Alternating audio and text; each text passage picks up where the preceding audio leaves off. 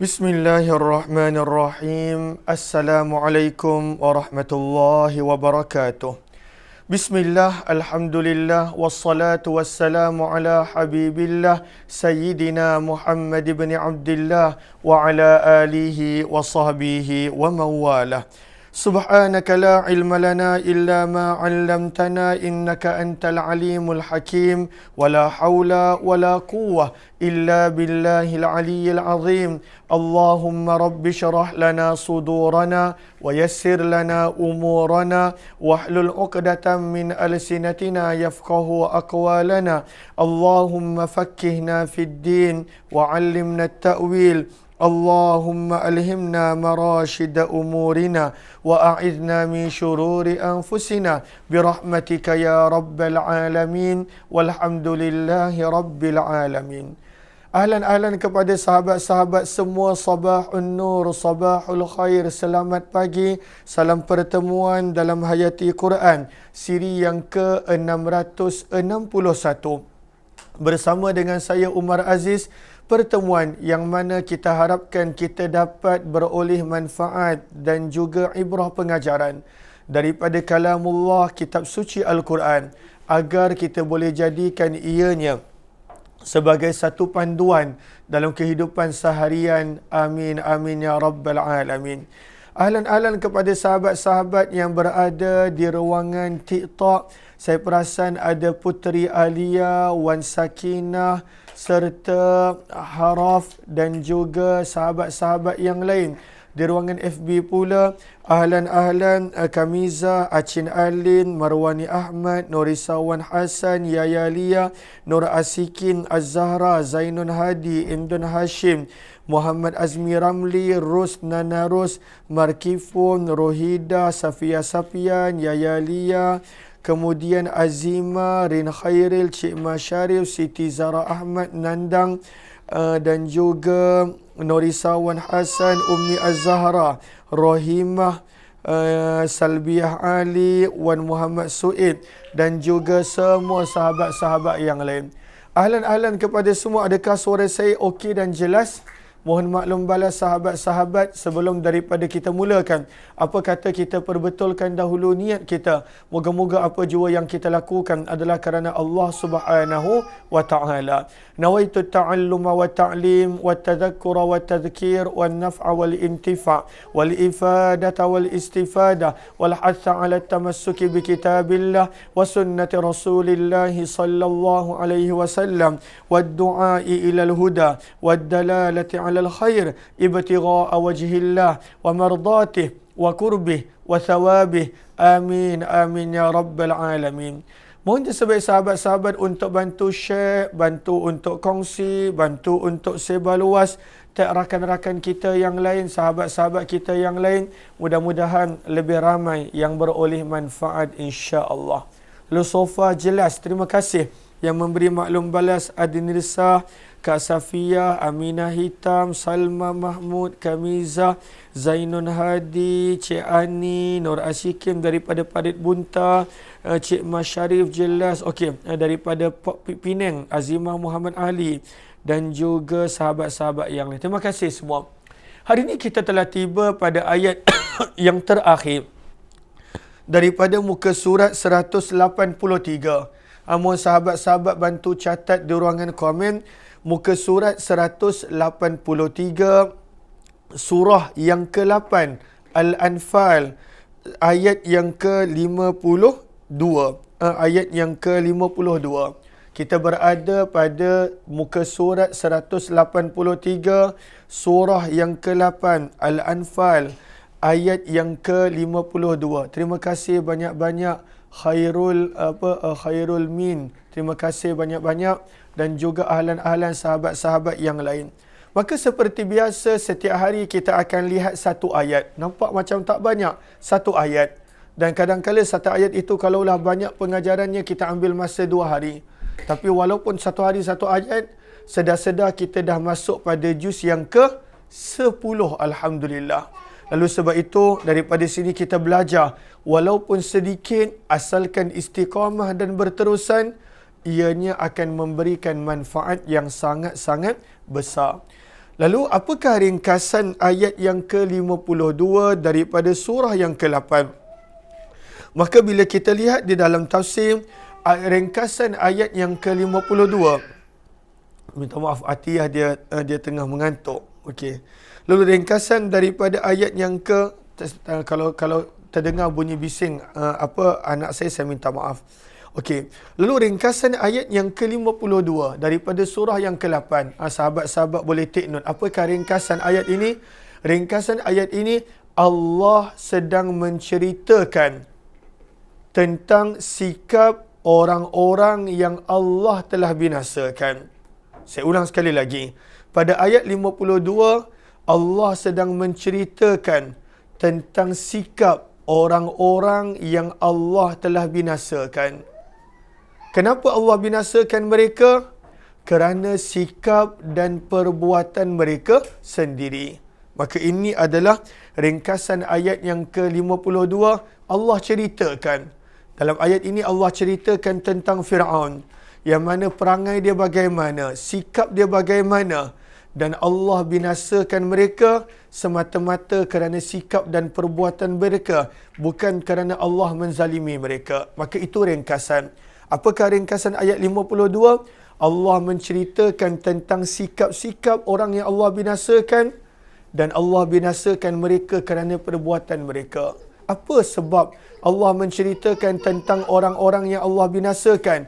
Supaya kita mengambil pengajaran, jangan ikut sikap mereka.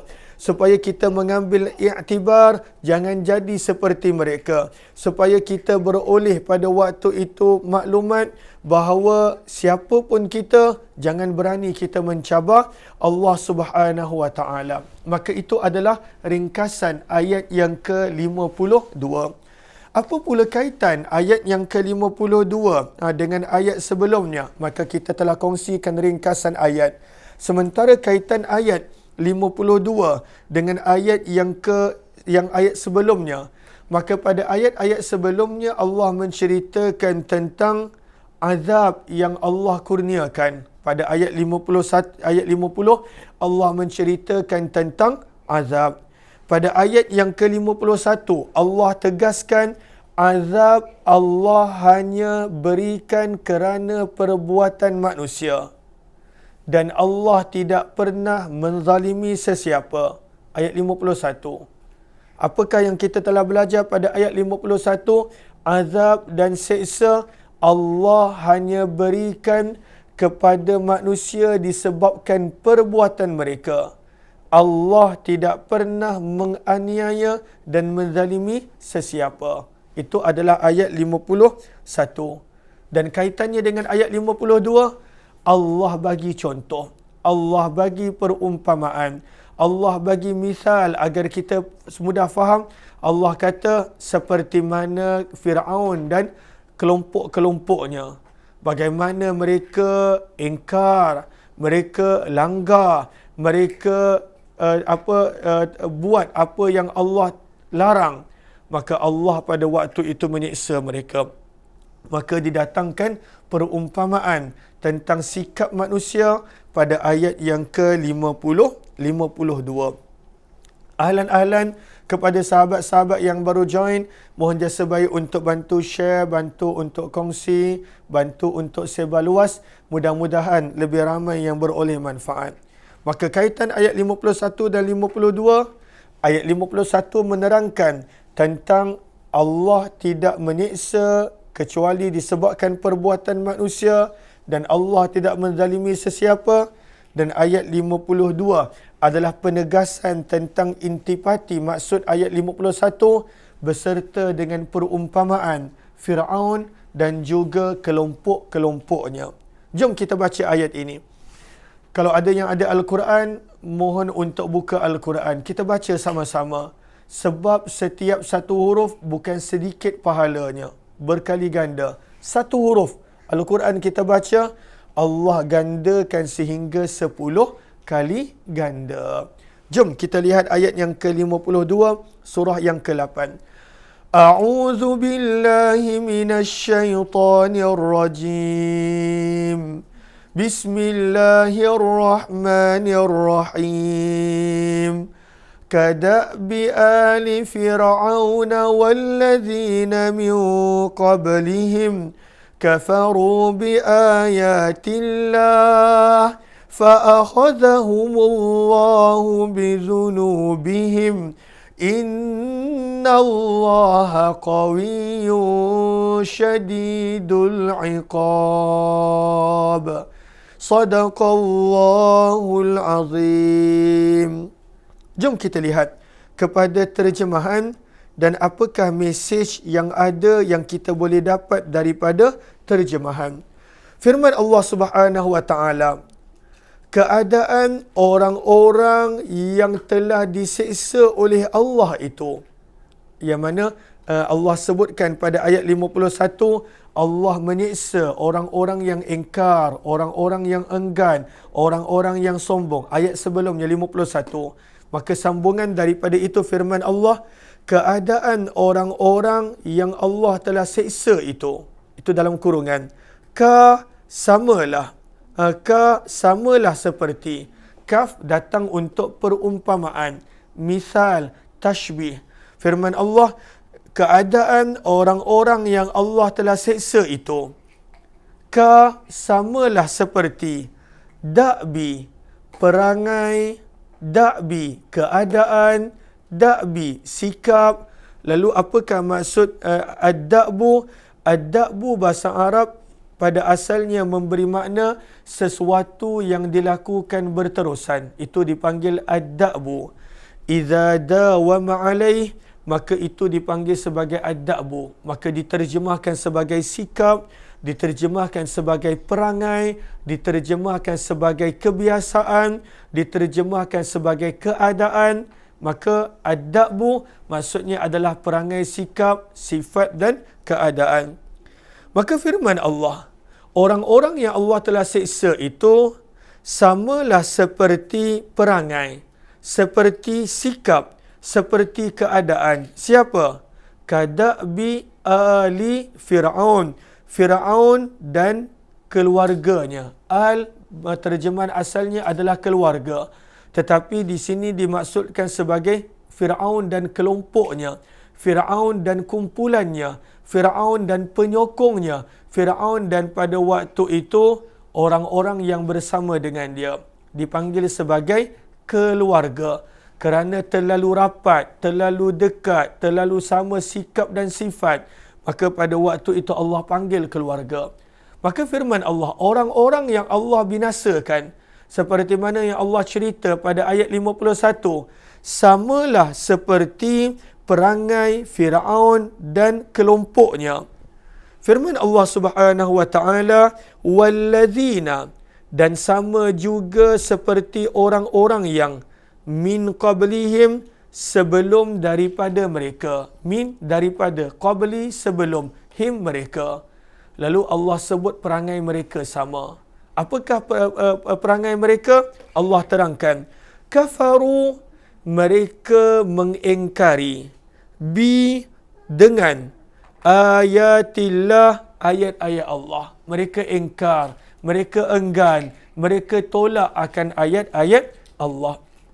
Maka pada ayat yang ke-51 ini, pengajaran yang pertama, Allah terangkan kenapa orang-orang tersebut Allah seksa. Kenapa golongan tersebut Allah azab.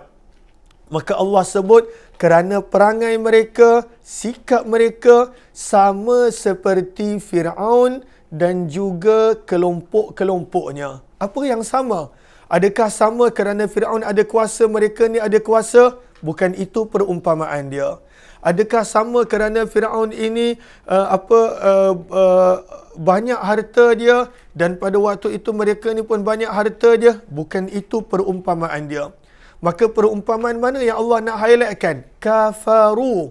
Kerana mereka semua ini ingkar, enggan, tolak biayatillah, ayat-ayat Allah. Di situ persamaan mereka. Bukan kerana Fir'aun orang Mesir, dia orang Mesir. Itu perumpamaan yang bukan dimaksudkan oleh Al-Quran. Bukan kerana Fir'aun ada kuasa, mereka ni ada kuasa. Bukan itu perumpamaan yang dimaksudkan oleh Al-Quran. Perumpamaan yang dimaksudkan oleh Al-Quran, kesamaan mereka, kafaru bi ayatillah, mereka ini engkar dan menolak ayat-ayat Allah. Maka itu mesej pertama yang mana Allah nak terangkan pattern setiap zaman golongan yang Allah seksa dan binasakan, pattern mereka sama. Apakah pattern mereka? Kafaru bi ayatillah, mereka enggan menerima ayat Allah, mereka menolak ayat Allah, pattern mereka sama. Bahkan Allah sebut walladzina min qablihim, orang-orang sebelum Firaun yang Allah binasakan pun sama perangai mereka. Apakah dia? Kafaru bi ayatillah, mereka menolak ayat-ayat Allah. Maka di sini ini mesej pertama. Mereka pada waktu itu menolak ayat-ayat Allah. Maka apakah pengajaran yang kita boleh dapat? Pengajaran yang pertama yang kita boleh dapat bila Allah sebut perkataan kada'bi. Ad-da'bu kita maksudkan tadi bahawa sesuatu sifat yang berterusan, sesuatu perangai yang tak mudah ditinggalkan, sesuatu keadaan yang manusia selalu sama keadaan dia. Maka Allah sebut perkataan tersebut, Allah nak highlightkan seseorang yang berterusan melanggar perintah Allah, seseorang yang berterusan pada waktu itu enggan dan menolak ayat-ayat Allah, maka inilah keadaan mereka. Dan di sini pengajaran yang pertama yang kita boleh dapat daripada ad-da'bu, manusia apabila dia tidak bertaubat daripada sesuatu dosa, apabila dia tidak segera meninggalkan larangan Allah yang esa, apabila dia tak buat keputusan untuk berhenti daripada kemurkaan Allah, maka dia akan berterusan berada pada sikap dan sifat tersebut. Sikap dan sifat bukan mudah nak tinggalkan. Lagi-lagi maksiat dan dosa, kadangkala ianya membawa ketagihan. Maksiat dan dosa kadangkala membawa kepada ketagihan. Sebab itu Allah gambarkan mereka ni dalam buat maksiat dan dosa, dalam langgar perintah Allah, dalam menolak ayat-ayat Allah, kada'bi, seperti perangai dan sikap berterusan yang ada pada Firaun dan kelompok dia. Maka itu pengajaran yang pertama. Sebab itu bila kita sedar kita buat maksiat, tinggalkan, taubat. Jangan kita bertangguh. Jangan kita nak tunggu satu tempoh yang tertentu, waktu yang tertentu. Sebab maksiat bila dah melekat, ianya suka untuk kita tinggalkan. Sebab itu Al-Quran gambarkan dengan perkataan ad-da'bu. Dah menjadi kebiasaan, dah istiqamah di atas kemaksiatan. Seperti mana Firaun dan kelompoknya. Maka itu pengajaran yang pertama. Bahawa bila kita sedar kita buat salah, cepat-cepat bertaubat. Bila kita sedar kita buat maksiat, cepat-cepat tinggalkan. Maka ini pengajaran pertama. Bila Allah ta'birkan, Allah jelaskan dengan perkataan ad-da'bu kada'bi ali Fir'aun. Seperti mana perangai dan sikap Fir'aun. Pengajaran yang kedua yang kita boleh dapat, yang dimaksudkan dengan ali Fir'aun sebagai keluarga Fir'aun, mereka ini bukanlah pada waktu itu isteri anak-anak Fir'aun. Kata para ulama tafsir, yang dimaksudkan dengan keluarga Fir'aun, perkataan al, terjemahannya adalah pada waktu itu keluarga. Maka Allah sebut sebagai keluarga. Kenapa? Wal maqsudu bi ali Fir'aun hum a'wanuh wa bitanatuh li'anna al-ala yutlaqu ala ashaddin nasi iltisaqan wa ikhtisasan bil mudhafi ilaih. Maka Allah panggil pada waktu itu sebagai keluarga kerana begitu sama mereka meniru Fir'aun. Begitu rapat mereka dengan Fir'aun. Begitu bersungguh-sungguh mereka pada waktu itu mengikut Fir'aun. Maka Allah panggil sebagai keluarga. Apabila dah terlalu ikut, terlalu rapat, terlalu mencontohi perangai Fir'aun. Maka di sini pengajaran yang kedua, yang bila Allah gunakan perkataan al, keluarga, bahawa manusia kebanyakan waktu dia akan terikut-ikut keadaan di sekeliling dia, suasana di sekitar dia, manusia akan ikut. Seperti mana orang yang berada di sekeliling Fir'aun, maka menjadi perangai seperti Fir'aun. Orang yang pada waktu itu bersama dengan Fir'aun menjadi ada sikap seperti Fir'aun. Maka di sini Allah sebenarnya nak mengingatkan kita daripada perkataan Al, walaupun mereka ni bukan keluarga Fir'aun, tapi kerana mereka begitu tegar, begitu bersungguh-sungguh meniru akan sikap dan perbuatan Fir'aun, maka Allah kira mereka sebagai satu keluarga yang begitu cepat mengikuti akan perbuatan Fir'aun. Maka pengajaran yang kedua yang kita dapat, manusia memang cepat terkesan dengan suasana. Manusia memang cepat meniru orang yang dia percaya. Manusia memang pada waktu itu dia akan belajar, copy paste, ambil tanpa dia sedar daripada suasana dan orang yang berada di sekelilingnya. Jaga dengan siapa yang kita bergaul. Jaga dengan siapa yang kita bersama. Jaga dengan siapa yang pada waktu itu kita luangkan masa. Sebab itu sabda Nabi SAW, Al-mar'u ala dini khalilih, manusia dia akan ikut agama teman baik dia. Falyanzur, maka hendaklah setiap daripada kamu dia benar-benar perhatikan siapa pada waktu itu teman baiknya. Maka ini adalah pengajaran yang kedua daripada perkataan Ali Fir'aun. Pengajaran yang ketiga, kenapa pada waktu itu Allah bagikan perumpamaan Fir'aun dan orang-orang sebelumnya? Kerana setiap manusia yang Allah seksa, Allah berikan azab, mempunyai persamaan yang sama. Apakah persamaan mereka? Firman Allah, mereka ini kafaru bi ayatillah, mereka ini mengingkari, enggan menerima akan ayat-ayat Allah. Mereka tolak, mereka reject, mereka ingkar, mereka enggan untuk terima.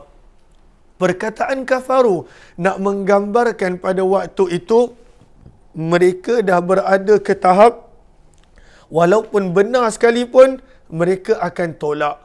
Walaupun pada waktu itu ada kebaikan sekalipun, mereka akan tolak. Maka pengajaran yang kita boleh dapat yang ketiga, kata para ulama tafsir, pengajaran yang ketiga yang kita boleh dapat, manusia bila dia dah bergelumang dalam dosa dan maksiat, dan pilihannya adalah dia tak nak bertaubat, maka dia akan sampai ke tahap kafaru, tahap ingkar, tahap tolak, tahap enggan untuk menerima walaupun ada kebenaran. Sebab itu Allah sebut bi ayatillah, ayat Allah sekalipun dia akan tolak. Apatah lagi teguran manusia, apatah lagi nasihat daripada manusia biasa, dia tak akan terima. Lalu pengajaran yang ketiga, maksiat menjadikan pada waktu itu kita akan menolak kebenaran. Jika kita tak bertaubat, kita akan mempunyai hati yang pada waktu itu keras, degil daripada menerima sebarang teguran. Maka sebab itu penting untuk kita sentiasa bertaubat apabila kita sedar ada melakukan maksiat. Kafaru bi ayatillah, itu adalah pengajaran yang ketiga.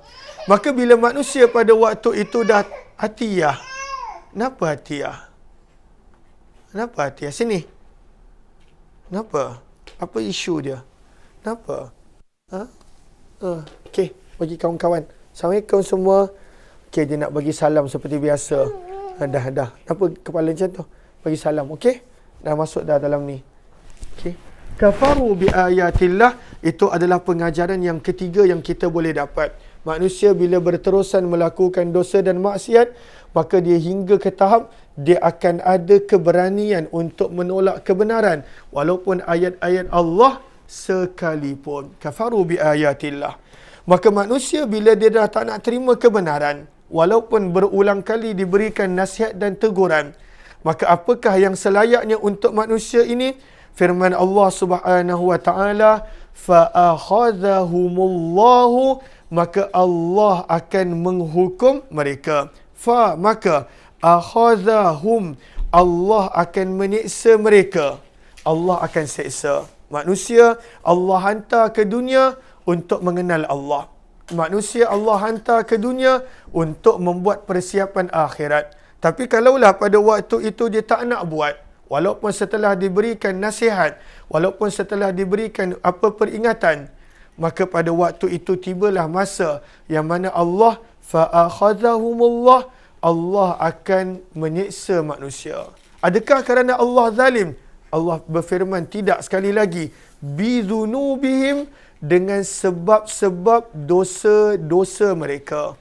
Maka pengajaran yang keempat yang kita boleh dapat daripada perkataan fa'akhadhahumullah, apabila manusia itu dia tiba pada tahap yang dia tak nak terima sebarang teguran, sebarang nasihat, sebarang peringatan, dia dah tak nak terima, dia ada blok, dia ada pada waktu itu penolakan yang disebutkan sebagai kafaru tadi, ingkar dan enggan, maka tibalah manusia pada waktu itu tidak menggunakan fungsi Allah hantar dia ke dunia, tidak pada waktu itu menggunakan peluang yang Allah beri ke dunia, maka disitulah datangnya azab dan seksa Allah.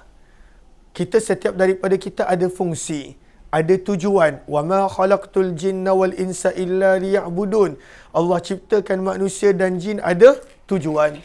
Tapi kita tak buat tujuan kita. Walaupun setelah diberi teguran, sebab itu disebut kafaru, engkar, enggan, maka tibalah masa manusia itu diseksa oleh Allah. Maka ini pengajaran yang keempat, bahawa apabila tiba masa, walaupun setelah peluang diberikan berkali-kali, akan tiba masa manusia pada waktu itu dihukum oleh Allah. Dan adakah kerana Allah zalim, Allah tak bagi peluang, Allah tak bagi akan peringatan? Tidak. Bizunubihim, semata-mata dengan sebab dosa-dosa manusia. Maka itu adalah pengajaran yang kelima daripada perkataan bi. Bi di sini memberi makna basababiyah, dengan sebab. Semata-mata dengan sebab dosa-dosa manusia. Allah bagi peluang begitu banyak tanpa kita sedar. Allah bagi peluang berulang kali tanpa kita sedar. Allah bagi peringatan berulang kali, sakit peringatan. Kadang-kala Allah bagi ujian peringatan. Nikmat pun adalah peringatan. Sihat pun adalah peringatan. Manusia beri teguran, itu pun peringatan. Tapi tetap tolak. Maka akhirnya dengan sebab dosa-dosa manusia itu sendiri. Dan kalau kita perasan, Allah gunakan perkataan zunub yang memberi makna plural, jamak, banyak, dosa yang banyak. Bererti kadang-kala bukan kerana sebab satu dosa, tapi pada waktu itu banyak kesalahan dan dosa kita yang kita tak nak bertaubat untuk meninggalkannya. Maka pengajaran yang keenam daripada perkataan zunub, sebenarnya begitu banyak dosa yang kita pilih untuk tak nak bertaubat, yang kita pilih untuk engkar dan enggan menerima sebarang nasihat. Sebab itu Allah ingatkan di hujung ayat, Allah tak perlukan sesiapa. Allah tak berharapkan kepada sesiapa. Allahus Samad. Allah tak perlukan sesiapa. Sebab itu Allah ingatkan di hujung ayat yang ke-52 ini, Innallah, sesungguhnya Allah, Qawi, Allah itu maha kuat, syadidul iqab, dan penyiksaannya amat berat. Syadid, amat berat. Al-iqab, penyiksaannya. Maka pada penghujung ayat yang ke-52, pada waktu itu Allah bukan seperti mana-mana pemimpin raja dekat dunia, yang mana kalaulah tak ada orang bawahan, dia tak boleh jadi raja. Maka dia kena jaga hati rakyat, dia kena jaga hati orang bawahan dia. Itu adalah raja di dunia, bergantung kepada orang bawahan dia, perlukan support orang bawahan dia. Allah tak perlukan kita. Kalaulah semua manusia buat pilihan tak nak sembah Allah, Allah tak rugi apa-apa. Tak hilang sedikit pun kehebatan, keagungan, kemuliaan Allah. Kalaulah semua manusia pilih untuk langgar perintah Allah, Allah tak hilang apa-apa. Maka sebab itu Allah ingatkan, Innallaha, sesungguhnya Allah, Qawi, maha kuat. Allah tak perlu bergantung kepada makhluk, tak perlu bergantung kepada ibadahnya makhluk. Syadidul iqab, tetapi Allah ingatkan, kalau manusia buat pilihan untuk langgar perintah Allah, amat berat penyiksaan Allah Subhanahu wa taala. Kita dah setengah jam. Mudah-mudahan adanya manfaat kepada yang baru join. Sehari kita ada 2 program. Yang pertama jam 8.30 pagi untuk tempoh 30 minit hayati Quran. 1 hari 1 ayat. Kemudian yang kedua jam 6 petang, program berkenaan tentang mahsyar, jemput kepada sahabat-sahabat yang berkelapangan untuk bersama. Terima kasih yang bagi gift, yang bagi hadiah. Moga Allah balas dengan sebaik-baik ganjaran insya-Allah. Wabillahi taufiq wal hidayah. Assalamualaikum warahmatullahi wabarakatuh. Kalau rasa bermanfaat, jangan lupa untuk bantu share, kongsi dan juga sebarluaskan insya-Allah. Terima kasih semua yang berada di TikTok, yang berada di FB. Jumpa lagi. Assalamualaikum warahmatullahi wabarakatuh.